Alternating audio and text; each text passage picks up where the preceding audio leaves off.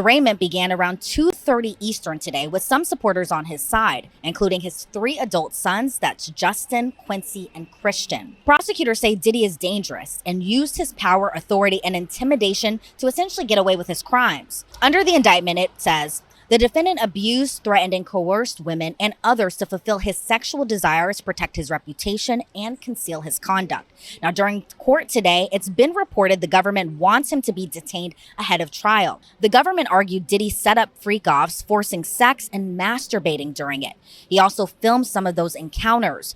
He stocked the room with narcotics so that female victims could continue for multiple days. Prosecutors say the defendant committed other physical assaults, kidnapping, and arson. He surrounded himself with and used firearms, including the three defaced AR-15s that were seized, one in LA, two in Miami, in his bedroom closet.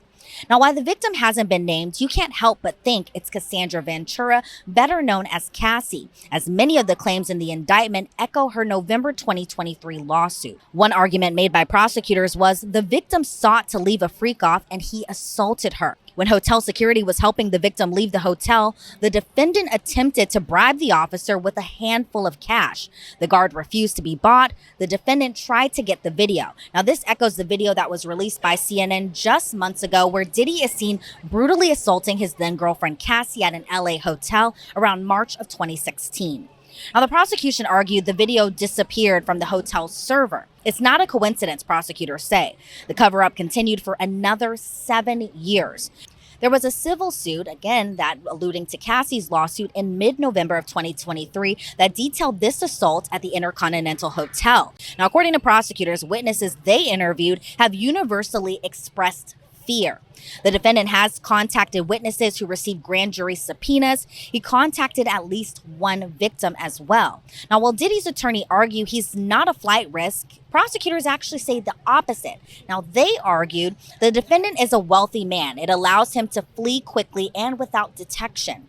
His counsel has taken steps to minimize flight risks to set up the argument made today. And another shocking development, prosecutors say Diddy had what appeared to be narcotics found in his hotel room just last night. Now, pink powder that previously tested positive for ecstasy and other drugs, and prosecutors say this is a heartland detention case. Now, the defense asked the judge for Diddy to be given a bail package, which would include posting a $50 million bail using the equity of his home, but prosecutors say the bail package is woefully inadequate. It only focuses on him being a flight risk.